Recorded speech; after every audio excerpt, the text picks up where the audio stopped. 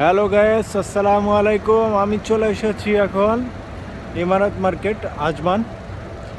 আপনাদেরকে এখন আমি যতটুকু সম্ভব ঘুরে ঘুরে দেখাবো। এই ইমারত মার্কেটটা এখান থেকে শুরু। এটা একটা পার্কিং সিরিয়াল।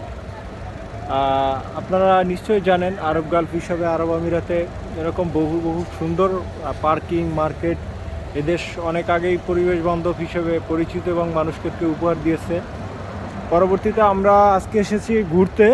অবশ্য রাত্রবেলা আমরা দোকান বন্ধ করার পর রাত 12টার পর প্রতিদিনই হাঁটতে বেরোই। এর ভিতরে উপস্থিত আছে আমার আর বাপ মেহেদি হাসান নয়ন ভাই। সে এখন দাঁড়িয়ে আছে এই যে ইমারত মার্কেটের সামনে। আমরা একজনের জন্য অপেক্ষা করতেছি। ভাই একটা হাই দেন। High high. এই যে ভাই এখন উপস্থিত ইমারত মার্কেটের সামনে। মার্কেট আপাতত বন্ধ, আমরা মার্কেটের কোনো কাজে আসিনি, আসছি আমরা এই সাইডে। দেখুন একটা ওভারব্রিজ আছে, আমাদের বাংলাদেশের ব্রিজগুলো দেখতে পাবেন, আর এখানকারটাও ততটা চেঞ্জ না বললেও চলে, কিন্তু এই দেশের মানুষগুলো এগুলোকে সুন্দর করে রেখেছে। পরিবেশ এটার সাথে পরিবেশ বান্ধব হওয়ার কারণে অনেক সুন্দর লাগছে। এই দেশের ট্যাক্সিগুলো দেখুন, এটা হলো এই দেশের ট্যাক্সি। একটা ট্যাক্সি আসলে আমি দেখাতে পারলাম। এই দিকটা, এই এরিয়াটার নাম হলো, ভাই আপনি একটু এরিয়াটা সম্পর্কে যদি বিস্তারিত বলেন। আজমান আজমান আজমান ইমারত মার্কেট। ইমারত মার্কেট। এই স্থানটার নাম কি? এই স্থানের নাম হচ্ছে ইমারত মার্কেট।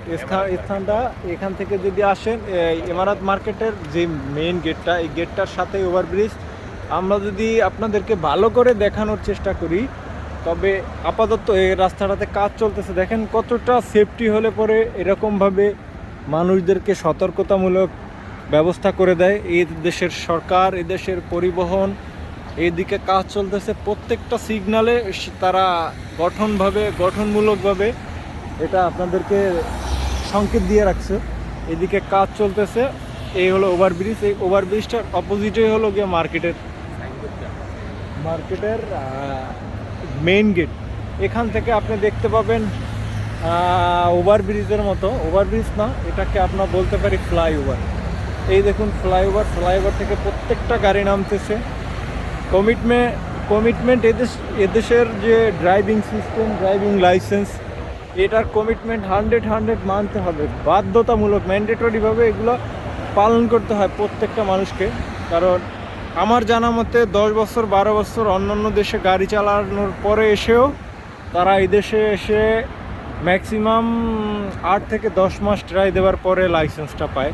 আর এই দেশের লাইসেন্সটা পাওয়ার পরবর্তীতে সব দেশের জন্য এটা অ্যালাউ।